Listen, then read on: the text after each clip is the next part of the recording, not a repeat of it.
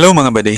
Tara, gala tayo. Sama ka? So for today's video, maaga ako natapos sa aking duty. Ako nga pala si Hisham at isa akong OFW dito sa Saudi Arabia. At sa awa ng Diyos, 8 taon na ako nagtatrabaho dito. Breadwinner at marami nag-aakalang marami akong pera. At dahil nga madalas ako mapagkamalang maraming pera, sige, papatunayan natin sa kanila. Hindi, joke lang syempre. Puro butas na kasi yung pantalon na pang-duty ko.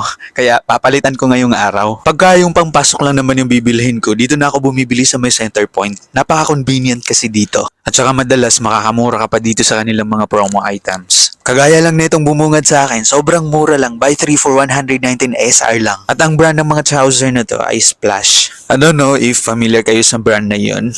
Pero kasama yun ng mga Lee Cooper. At syempre, yaman lang din naman na nandito na ako. Nagsukat na din ako kahit hindi ko pa naman bibilhin. Feeling ko okay naman siya kaso wala pa sa budget ko. Syempre, ito na yung pinaka-exciting na part. Pagkabayaran na. Nakakahiya kasi baka